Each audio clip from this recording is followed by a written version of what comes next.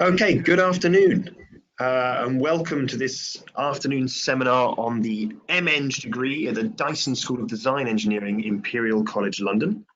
My name's Sam Cooper. I'm the admissions tutor. I'm also the maths lecturer, so if you come and join us, I'll be teaching you maths in your first year.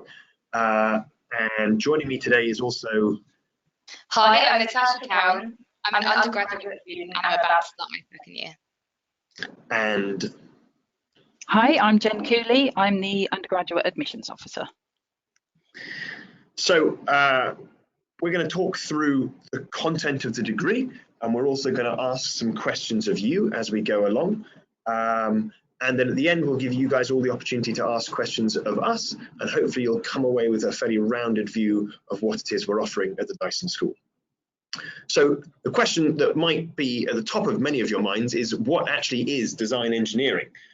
Not many places offer this course around the world. So what is it that sort of distinguishes us from other more conventional engineering courses? Well, we can pull together a list of concepts like design thinking, engineering thinking, innovation, enterprise.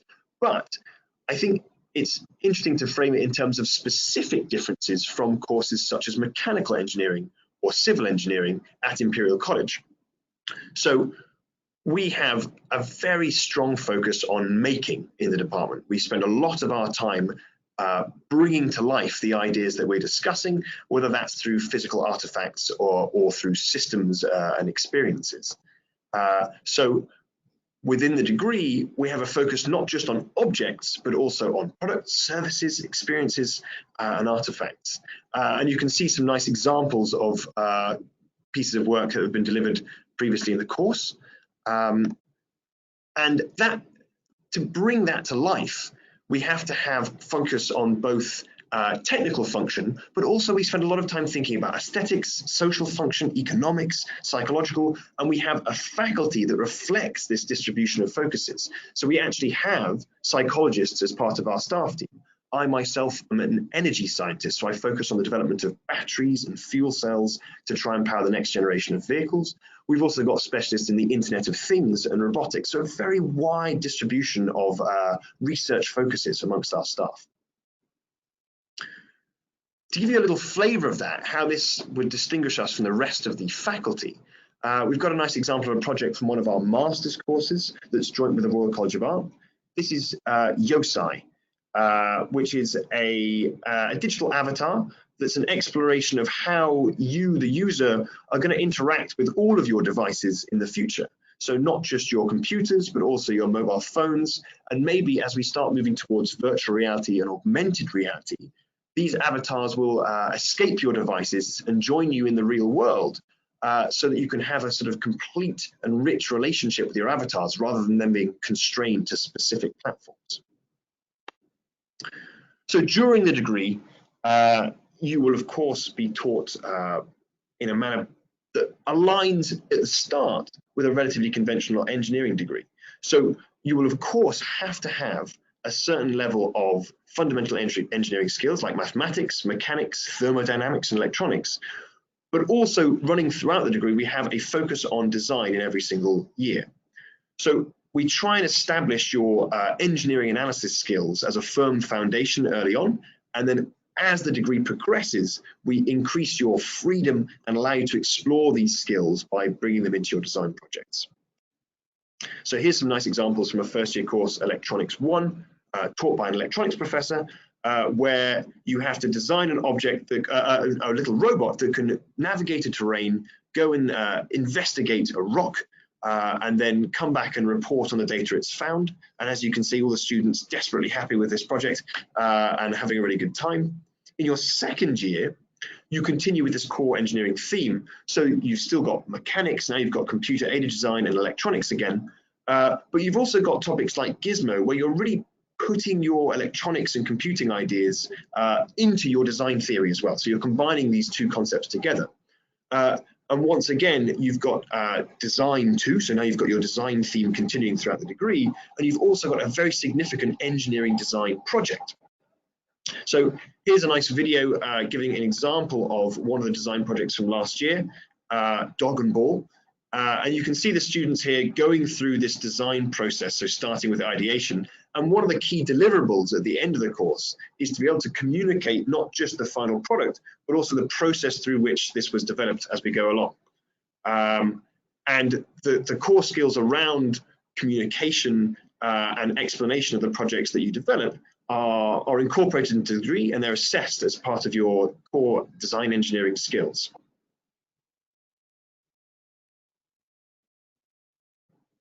So one of the key skills that we talk about a lot throughout the degree is prototyping. So you'll develop a range of techniques, including, you can see some nice blue foam manipulation here, but also woodwork and metalwork. You will actually get a lot of opportunity to spend time in our workshop making either prototypes, so you can explore how your design actually works when you try and manifest it, and using a range of techniques like laser cutting. As you can see, a lot of 3D printing is done in the department, as well as putting your electronics and coding skills to the test to try and control these devices. And then once you've got a product, you also have to start thinking about how this thing is going to operate in a marketplace. So you need to understand brand identity, you need to understand how a business is structured in the first place, and the sort of core elements of innovation and enterprise that will allow you, once you finish your degree, to translate your skills into the real world.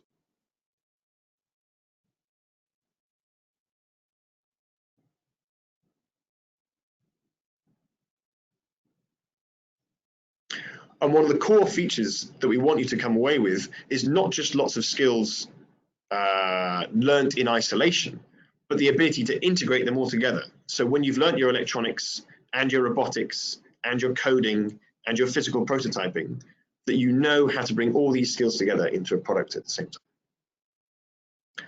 So in your third year, you still have a robotics course, so you're still learning some core engineering skills, but now you have a lot more space to start exploring the skills that you already have.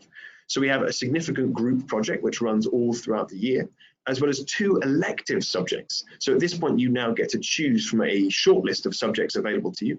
And that allows you to start thinking about whether you're more interested in, say, the business side, the design side, the fundamental engineering side. Crucially, you also now start to understand some of the enterprise themes. So you're incorporating engineering, design, and management rationale into the core curriculum. And some of you might be pleased to hear this, others not so much. In your third year, you don't get a summer holiday. Instead, by Easter, we've set you up with an industrial placement with a company, hopefully of your choice, if we can arrange it, who will take you on for 6 months as a kind of internship, where you'll be putting your skills to practice in real life. This is an assessed part of the degree, so we'll be monitoring you through a tutor as you go through this process, and you'll have to come back and write a report on the experience you've had and try and explain how this interacts with the learning you've done so far in your degree. So here are some of our beautiful robots from the school. In the third year course, you have robotics. We think robotics is going to be an absolutely core part of the future of engineering, almost whatever discipline you end up pursuing. And so the school's invested quite significantly in robots. I'll tell you quickly about robot De Niro, which is the guy, the happy-looking chap on the left-hand side. This is a new paradigm in industrial robotics. Rather than building bespoke machines that can do one job very effectively, actually it turns out that most of the cost of a robot is associated with the coding and training of that robot to do the task, and not the physical object itself. So the key thing with De Niro is you just grab its arms, hold the train button, and you yourself show it the task you'd like it to do, and then it can repeat it all day and all night until you choose to do a different task and you retrain it. This means that the training iteration scheme is very, very fast, which actually brings down the cost of robotics very significantly. And of course, because you're using the robot to do a range of different tasks, you can then start mass producing the same platform. So you as students will get to interact with these robotic systems and learn how they're trained and learn how to code up some of the core functionality yourself. In your fourth year, so you've just come back from your industrial placement, you've now been out into the real world and seen how a company works, seen which skills you think are important and which skills you really enjoy yourself. And so you're now ready to take on your solo project. So you will have to have found a tutor within the department, so one of the academic or teaching staff, and agree between you something that you can pursue for the entire year in terms of a design engineering project that will hopefully incorporate many of the skills that you've learned over the last 4 years. And then we'll have a very grand end of year show where you'll showcase your work and invite all of our industry and academic colleagues along to come and see the brilliant work we've produced. So far, we've not actually had a fourth yet. The school is only 3 years old. So we're very excited to see what's produced next year. But so far, our third years are our most advanced year. Even in the fourth year, you still have some core engineering skills being taught. So you can see the optimization course there, second from the top. And optimization is a kind of fundamental concept within engineering, but it requires you to have quite a high base level of mathematics and coding in place before you can start to address this subject. You can also see that we've got 2 enterprise subjects here, which are subjects strongly related to the industrial world once you've left the course, and they'll give you a lot of insight into how you can convert your ideas into something viable in the marketplace or a social enterprise. You've also now got 2 more elective choices, so you've still got a lot of freedom in this final year, and I'll talk again about the electives in a little bit. So here's some examples from our master's course joint with the RCA. As I say, we haven't had any fourth years yet.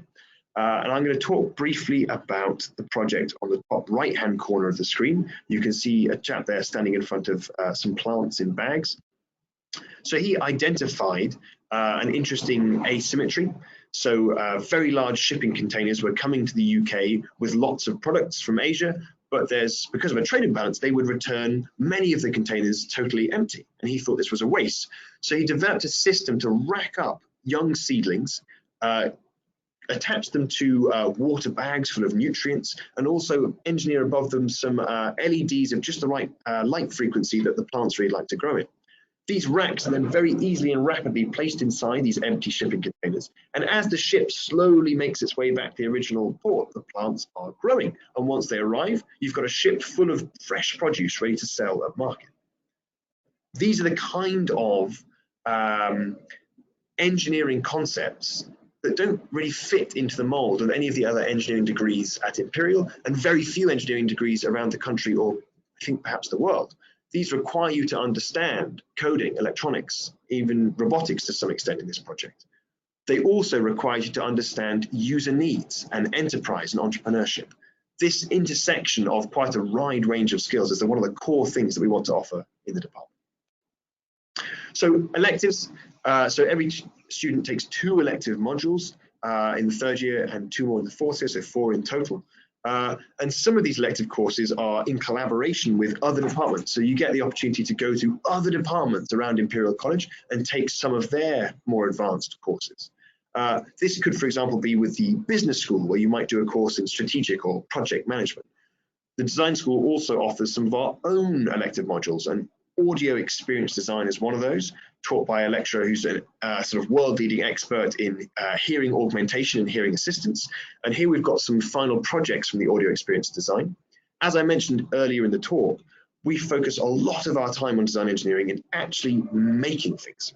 So the assessment for this thing is all about a physical manifestation of your idea. So in the top right, you can see a representation of the human cochlea, where the lighting illustrates where the hearing actually takes place depending on the frequency that's actually being listened to. In your industrial placement, which we see as one of the absolute core sort of selling points of the degree, send you away out into the real world so you can then come back with fresh ideas about what you want to study and hopefully some fresh enthusiasm. All students are expected to do this. We do give you significant amounts of support in finding the right placement. We've got a very long list of world-leading companies such as Dyson and 3M, who are very keen to take on bright young people such as yourselves. Dyson in particular, because his name is on the school, has said that there are no limit to the number of places at Dyson for students from the Dyson school, as long as they are a good fit with the projects he's got in place. So here are some nice pictures of a selection of our workshop spaces. Our students are in workshop spaces almost constantly. Huge amount of making, fabrication through different techniques. You can see a lot of 3D printers here.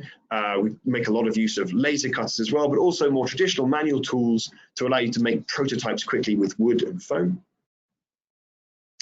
And then we come down to the admissions business. So why you're all here today to find out how you can come and join us in future. We have a minimum requirement, which is an A star and 2 A's in the A level. Our alternative entry requirements for other international examinations can be found on our website. One of our core requirements for A levels is you must do mathematics. We do not require you to do any other specific subjects as part of your 3, but we of course are more interested in some subjects than in others. So that brings us to the concept of which subjects are best. As I say, only maths is compulsory, but of course some subjects align better with doing an engineering degree at Imperial College London than others. So of course we'd be delighted if you wanted to take further maths, computing or electronics. And again, on the creative side, we're very interested in people pursuing design technology, art or psychology. Ideally, students would have a balance of these subjects to show that they are ready to take on a degree that's going to test them in both of these areas and the integration of the two. However, if you're wanting to do another subject that doesn't fit into this list, we're still interested, but what we'd love you to do in your personal statement is sell to us why it is you've gone down that path. Let's say you wanted to choose geography, or perhaps you're passionate about that subject and are really interested to integrate your engineering skills into solving specific geopolitical problems that you think can't be identified without the skills given to you by a social geography A level. So we need you to convince us of why you've chosen your A levels, whatever they are, even if they fall on the list. And that needs to be happening in both your personal statement and in the interview when we meet you face to face. So at this point, we're going to run a little poll. And what we'd like to know is which subjects people are taking besides maths. And if you're taking a very wide category like the baccalaureate, then you can talk to us about which subjects that you are particularly interested in and focusing a lot of your time in the higher level. So I think the poll should be visible to you now.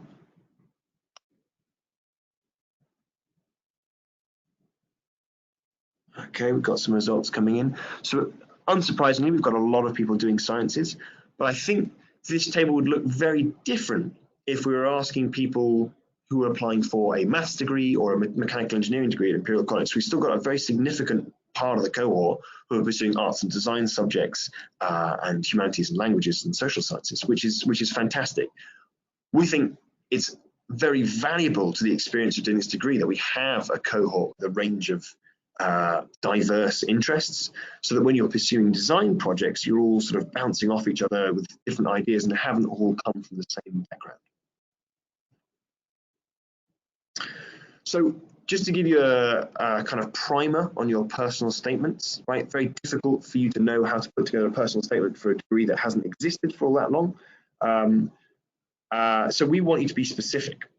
Right, we would like you to give examples of specific activities that demonstrate your enthusiasm in this subject, ideally that demonstrate the integration of technical ideas, such as coding, and design ideas, such as a kind of data gathering mobile application for a specific project. We want you to also be able to express your enthusiasm for the subject through these tasks that you have done. In general, avoid general statements, right? You've got a very limited space in your personal statement to make the case to convince us that you should come and be part of our team. So something like I love design engineering doesn't get you very far. It doesn't distinguish you. Everyone else who's applied probably loves the idea of the subject as well. But if you can give us a because, if you can give us some specific reasons that really make you excited, that you think, and note this carefully, distinguish you from other people who'd be applying, then please do include them. We'd love to hear about it. Also focus on relevant topics.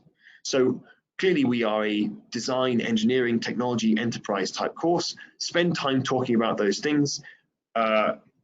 You might well be very talented at sports and you might well have done some summer jobs. That's fine, but you've got such a limited space in your personal statement. So to use up space talking about things that aren't going to give you the edge against other candidates is probably not very wise.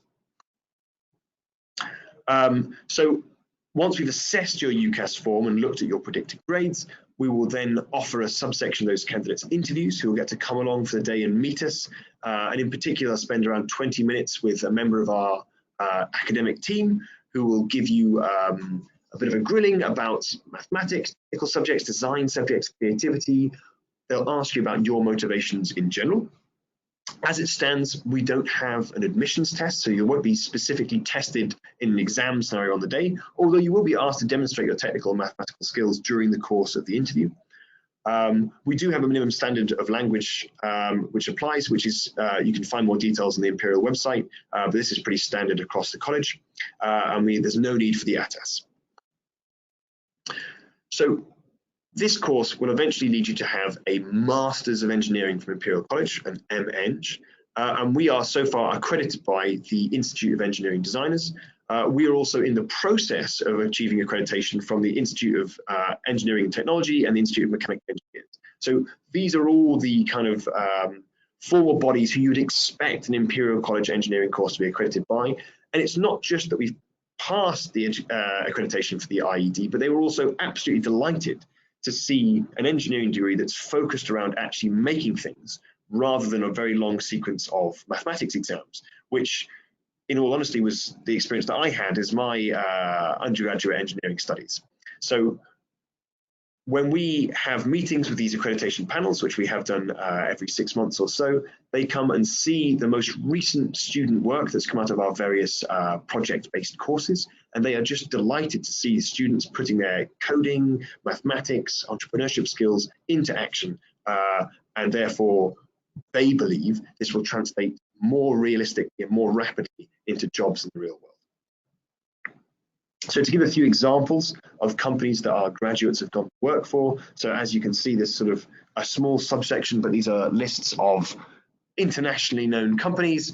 And as it stands, we haven't, of course, had any graduates because the school's only existed for 3 years. But these are all graduates from our Royal College of Art Joint Masters programs, the IDE program.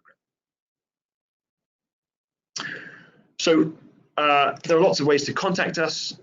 This information is all available on our website. You can also follow us online, Imperial DE, and that will also contain some information about the applications process and as we go along. A lot of detail about specific exam requirements can all be found on our applications website. And with that, we'd be delighted to take your questions. We've brought Tash with us today so that she can give you an honest account of sort of the student experience, and we won't be coercing her to give positive answers. And so we've received quite a lot of questions through the chat system. And so Tash, if you want to kick us off with one of the questions, that'd be great. So the first question that I've been given is, what is your favourite part of the course?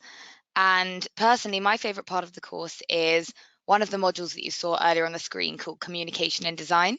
Now, we have all of the core engineering knowledge that you'd expect from an engineering degree, but in our Communication and Design module, we learn how to use computer-aided design systems. We learn how to do technical drawings. We learn how to present in front of people, and we do a lot of public speaking. And I think this is great because it's one thing being able to design a brilliant product or system, but there's no use if you can't communicate it with other people. So I think that's one great thing that differentiates us from other courses, and I've really enjoyed that module. The second question I've received is, what are the other students like, and are they all from the UK? Now, at Imperial, 66% of the students are international, and we have a very similar balance on design engineering. We have a good number of UK students, but also a large number of international students. I have some great friends from France, Spain, the Canary Islands, even Singapore. And I think the large range of students, especially in such a small cohort, really, it makes things very exciting, and the students get along very well, and the relationship with the staff as well is great because of the number of students that we have. So, Tash, I'm going to ask you one of the ones that just come in. Which one should we go for? Is it just boys, of course? Oh, absolutely not. Imperial, there is a large proportion of boys. However, design engineering it varies year on year. In my year, we have 50% girls and 50% boys. Irrelevant of gender, though, we have such a nice range of students based on gender, interest, personality, and this is, again, like I previously said, what makes teamwork and the course so exciting. So one of the questions that's probably more relevant to me that's come in is just asking, is this a proper engineering degree? I think it's right for people to be a little bit wary of taking on a new degree. Of course, there's a little bit of risk involved in that because who knows? But Imperial College is and has been for a long time one of the top 5 engineering schools in the world. So Imperial has really underwritten that risk and said, we believe that these students who graduate from our degree should get the Masters in Engineering from Imperial College. So without doubt, this is a proper engineering degree. And as you saw, as we were going through the syllabus, you have to do your foundational engineering activities like mathematics and mechanics and coding. So yes, absolutely, without hesitation, this is a proper engineering degree. Probably a good one for Tash next, just to give us some idea of why did you choose design engineering? Why did I choose design engineering? Well, I've been very lucky, and I've known for many years that I've really wanted to become an engineer. But also because of the type of person that I am, I really enjoy interacting with people, and I think the way that humans think is very interesting. So I love the idea that in the future, or even throughout my degree, I won't just be creating mechanisms to work as a part of a bigger system. I'll be looking at the bigger picture and thinking about how these mechanisms interact with human beings. So what do you actually want to do when you graduate? Well, that is a good question. To be honest, I could not tell you. And I think that's one of the great things about uni. It's about finding what you enjoy.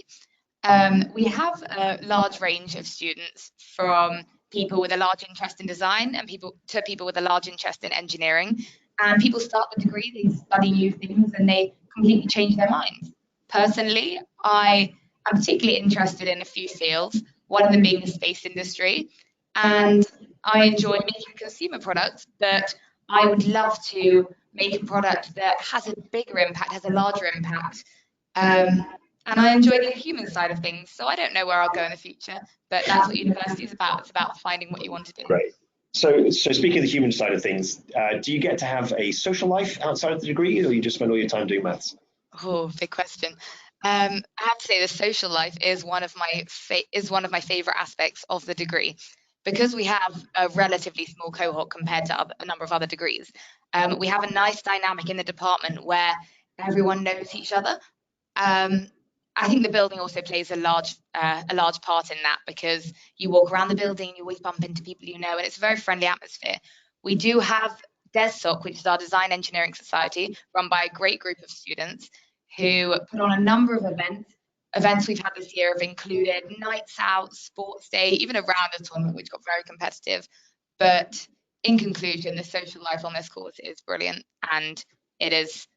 I've had a great year because of it. So we've got a question about physics. Tash, did you do physics yourself for A-level? I did. You did. So the question is, will I struggle if I haven't done physics? And I think the answer is perhaps, because of course we are going to be doing lots of engineering, so you'll be exposed to lots of mechanics, and you'll have to understand the relationship between the mathematics and the physical world. But actually a lot of the physics A-level syllabus is, falls significantly outside the things that we're interested in at the core. So the answer is, of course, that doing physics will make you better at the physics parts of the degree, but you only get to do so many A-levels. So if you spent that time, instead of doing physics, focusing on a creativity subject like PT or art, then you're going to be stronger in those subjects and you'll be able to make up the difference there. So just to add to that, for A-level, I did physics, maths, and DT. And because maths is the only required subject for this degree, we have a large range of students who studied a large range of subjects. And we also have a large range of modules on our degree. So a number of my modules, for example, mechanics, I feel like I've had a great head start on because I've studied that for A-level. However, there's a number of other modules that I've never touched on before. And the same applies to everyone, but because we've got such a range of students, it means that you can help your friends. And there's always going to be modules that you find easy, and there's always going to be modules that you find interesting and will enjoy putting the extra work into to make sure you've got that solid knowledge. But I guess that's also what makes it exciting. So we've got someone asking about just how much of the course is exams. And I think the official answer is less than 20%. So I think it's sort of 10 to 15% of the course is actually sit-down paper exams, which is very unconventional for an engineering degree. I would suspect that mechanical engineering, for example, would be over 50% of the course being governed by exams. So we are doing things very differently. This is in line with sort of modern pedagogical theory that you learn much better in general by putting your skills to practice, putting them into use by manifesting them in an object or in a system, rather than just being able to sit down and regurgitate answers onto an exam paper. Also, if you have a look at the structure of the modules throughout the years, our first year, it's important that we learn all the engineering knowledge. So we do have a number of exams in our first year to make sure that we're on top of the theory. But then in the years ahead, our projects are even more advanced and even more exciting and innovative because we're able to apply that core engineering knowledge that we've learned in the first year and throughout. Brilliant. So I suppose it'd be just curious to ask, how was your interview experience? Was it fun? Oh, well, fun is an interesting word, but no, I did enjoy it. I think the thing about the interview is that the interviewer they'll ask you to solve a number of problems, and they're not necessarily interested in whether you get the answer right or whether you get the answer wrong, but they want to test how you think. So it's so important in the interview that you talk, you say everything you want to say, you explain your thinking throughout the process of answering the questions. And university is not about starting and knowing everything, because then there would be no point. But it's about the interview. The interview is about the interviewer testing your ability to learn and the department's ability to teach you.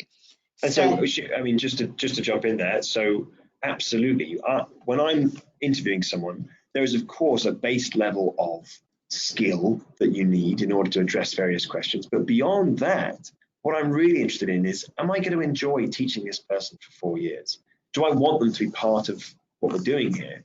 And that is often illustrated best by a kind of ability to engage with a problem. So I want to see that someone is teachable, which is of course very difficult to measure, but throughout the course of the interview, as Tash says, you'll be asked a range of questions. And hopefully some of them you won't be able to answer. We'll probably keep pushing until that's the case. And at that point, we'll get to have a real interaction where some actual teaching is involved and hopefully some real learning. And that is when, for my money, the most interesting part is had, and is often the real decisive moment of the interview. So we've got a question about what jobs can you get after you finish the degree? And the answer, in a sense, is we don't know, because no one's graduated yet. But you have a really extensive range of incredibly contemporary skills by the time you leave. So you will be a real expert on the technical side, coding, robotics, electronics, but you will also have got these sort of enterprise business basics in place. So I think we'll have a really high proportion of people going off to do startups compared to other engineering degrees. I also suspect there are a lot of people going into kind of design consultancy style work, because you are quite a generalist by the end of the degree. You've really covered a wide range of topics. So the real answer is we don't know, but we think our students will be absolutely in the right place for the modern engineering jobs market, which is hugely exciting. So with that, we're probably going to call it quits. Thank you so much for joining us today. We've got some additional questions coming in, and we will happily get back to those via text. As I say, you can contact us through our website, as I'm sure you've already found. And if you drop us an email, we'll be happy to answer any questions that you've had. So with that, thanks very much to Tash and Jen for joining us. And thanks to you guys. And hopefully I'll be seeing your applications in the near future. Have a lovely afternoon, and I look forward to hearing from you soon. Cheers.